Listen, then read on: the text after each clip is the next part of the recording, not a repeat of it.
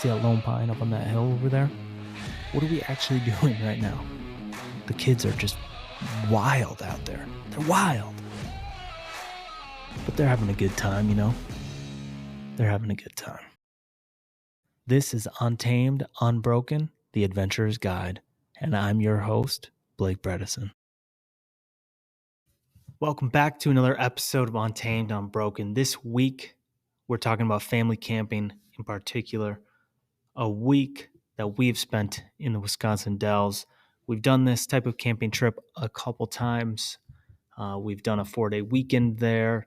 We've also stayed at the resorts. Wisconsin Dells is a great family place.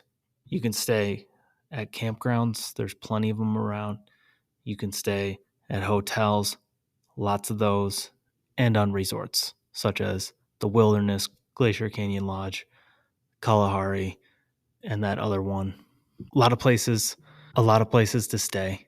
And it is one of the best family places that you can go in the Midwest to enjoy a week. It's the water park capital of the world. They have Noah's Ark, the largest outdoor water park. There is indoor water parks. There's resorts that have both indoor and outdoor water parks that you can go year round, which we've done as well. Stayed at both the Kalahari and the Wilderness in the winter and hit up their indoor water parks. So yeah, a little bit different. This is family camping. This is my favorite thing to do, is to go with our kids. So at the time, this last summer we've done this past few summers. Last summer, kids were 1.5 years old. We stay at a campground called Sherwood Forest Campground. Now, I will talk more about this campground and why it's kind of one of the best ones. I'll talk about that in a minute. But we're going to talk about some different tips and tricks for camping with little ones, camper setup. We don't have a new camper. We have an old, I don't even know what it's called right now. I'm blanking on that. I think it's an old Coleman, low to the ground. A lot of the new campers, they're high up. Their frame is higher off the ground. This one, lower to the ground. Tow's really nice, but it's old, but it works. No slide outs. We have no leaks, and it works great how it is set up for us. But like I said, this place is awesome for families. There are 1,000 different things you can do, from going to a wildlife. It's like a zoo, essentially. It's called Timbavati Wildlife Park. Like I said, essentially a zoo. Noah's Ark. If you've never been there before, you got to do the original ducks, which is they're from World War II, I believe. Anyways, they give you the whole history, but you go on these rides. You can drive them on land, and you can drive them in the water. They're super sweet. You go on a little tour of those. Tons of restaurants like Moose Jaw, Buffalo Phil's, Sorrento's, Monk's. There's a really fun trampoline park, bowling, and arcade called Knuckleheads, which is attached to Buffalo Phil's, which is a fantastic restaurant. But let's get into this. Let's start with Sherwood Forest Campground. It is really close to downtown. So that's one reason it's nice, is you can walk into the downtown Wisconsin Dells area. You can walk to Pirates Cove Mini Golf if that's your thing. There's ice cream shops there. There's a really good Mexican restaurant that's walking distance. And then just a little bit further is the downtown area with all sorts of shops, bars, restaurants, and other things to do. And there's a river right there with a lot of like state land and hiking trails. Wanting to do something more outdoorsy, there's a lot of hiking trails. You can go canoeing or kayaking on this river. You can do the canoeing or kayaking on Lake Dalton, which is right in the middle of the Dells. The campground itself is nice and wooded. The sites aren't too close together. In spots, they're definitely closer together, especially if you're in an RV that has like the septic. The ones that have the septic that you can just dump into right there on site. The ones that are just water and electric, they're a little bit more spread out, just a touch. We've camped in both. We actually camped in our pop-up in one that was water and electric, and it was kind of in the back. It was really nice. It was quiet. Overall, the campground's pretty quiet. When we're camping in our bigger RV, we don't have the pop-up anymore. We're kind of right in the middle of the campground. Some nice trees. We've camped actually, I think, in the same campsite 2 years in a row. Really nice, big campsites. We have a 30-foot that we back in, and really have had a fantastic trip both times we've been there for a week straight. And we'll go through some of the things that we do. This campground has a pool and a splash pad, which is super nice for the kids. There is another campground, I think it's called Jellystone, that has their own little mini water park, which is awesome. But the campground itself is a little bit more tightly packed, if you will. And it's a little further away. You can't walk to downtown and that type of stuff. One of the big reasons we pick Sherwood Forest. It's also a little bit cheaper, if I'm not mistaken, than Jellystone. It's probably more expensive than some of the other surrounding ones. I'm not really positive on price-wise, but Sherwood Forest Campground, it's fantastic. They have one of those big jumping pillows that the kids love. There's a few other things. There's a couple other trampolines. They even do a movie in the park. They've done that.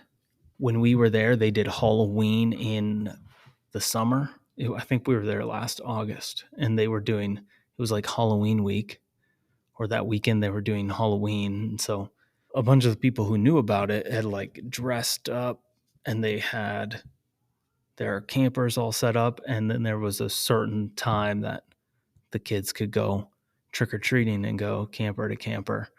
Our daughter just dressed up as a hunter because I had some camo that she could wear just on the fly. That's one of the nice things about camping is you still get this camping experience in the Dells, but then you can go into town and do all the touristy things like spend a day at Noah's Ark, the water park. And when it's 80s and 90s, it's literally the best place to be. You can go to this wildlife park and go check out the animals, and the kids absolutely loved that place. I would highly recommend the wildlife park, highly recommend Noah's Ark. I highly recommend the ducks at least once. I don't need to go on the ducks again, the original ducks, but one time is awesome. If you're into golfing, you can do that. So that's the nice thing. There's such a wide array of activities, anything from golfing to hiking and canoeing. Like you can do any of those things. And so a lot of things that we do when we're there, we will spend one day for sure at Noah's Ark. We spend a couple days just in the campground itself. A lot of times we are up at the pool for a while. We'll walk downtown, hang out down there for a day or a half a day. Another day we went to the wildlife park. There's also a deer park, just it's a deer only, which is all right. Restaurants that I highly recommend: Moose Jaw and Buffalo Phil's and Sorrento's. Those are like the three that I personally like the most. Sorrento's is an amazing Italian restaurant. Buffalo Phil's is everything you can think of. They bring your food and your drinks out on this little train, which is really cool. The kids go crazy. They love it. Let's discuss the camping with kids part. Like I said, 1.5-year-old, 4.5-year-old.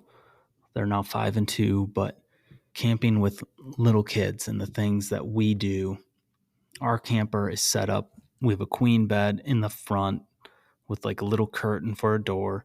Then there's no bump outs. The kitchen area is in the middle. There's a little couch, and then the dinette area folds down into a bed. We have a sink, fridge. Decker, our youngest, sleeps in his pack and play in the little kitchen area on the dinette. We set the pack and play up on there. We put this thing called a slumber pod over top of that, which is a blackout tent that goes right over the pack and play. And then we don't have to worry about, just better for him. It's better for us. He actually takes a nap. He actually sleeps well. We can be in and out of the camper as long as we're moving kind of quiet. And he's not affected by that. So then we move down the camper. We have a bathroom that it's a full bathroom, shower, toilet, sink. And then at the very back is a little table that does fold down into a bed. We kind of just remove the table part and leave the benches. We don't fold it down into a bed because there's bunks right next to it. And so that's where our daughter sleeps. She sleeps up on the top bunk. Built her a little rail so she doesn't fall down.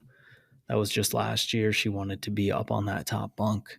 And so we did that for her. She loves it. So that's where she sleeps. She sleeps in the back. Decker sleeps in the middle. We sleep in the front. And it works out really great. And that would be one tip. Even if you're tenting it in a big tent or something like that at a campground, and you do have a pack and play for the little one, or even if you have like a little blow up kid mattress, air mattress is what I'm talking about, you could still put this or this slumber pod tent, the blackout tent, over it to help them get a better sleep. If you're into the whole blackout room thing, if your kids aren't used to having it blacked out, then they're probably fine and they'd probably be good without it. We sleep with sound machines and we like to have things as dark as possible in our rooms, the kids and ourselves. And so that's what we do. We try to black out our windows in there, in our bedrooms and in our daughters in the bunk room.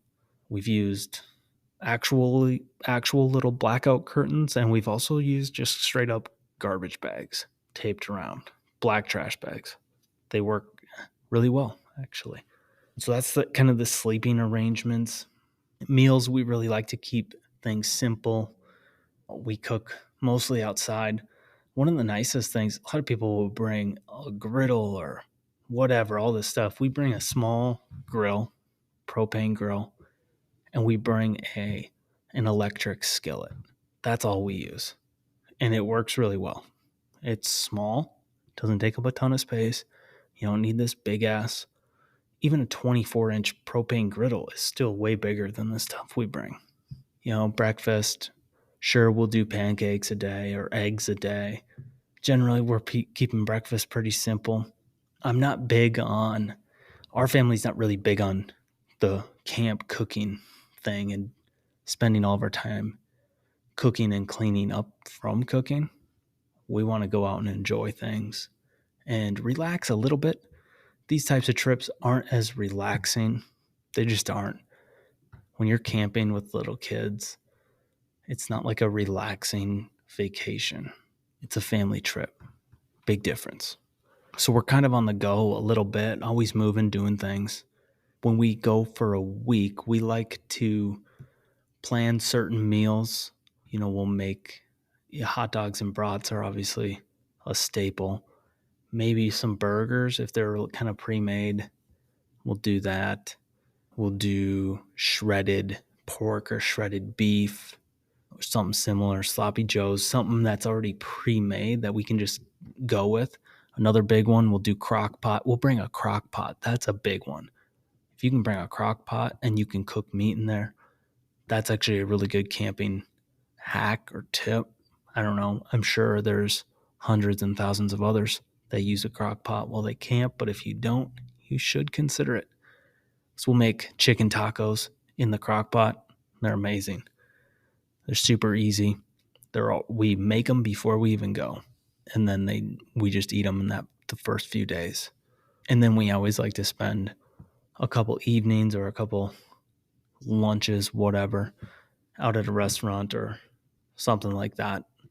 This trip we did do, I mentioned Buffalo Phil's, amazing place, great food.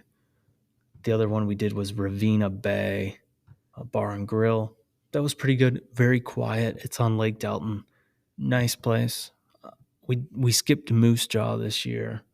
But that's really good. They got pizza, among other food. Sorrento's is a really good Italian place.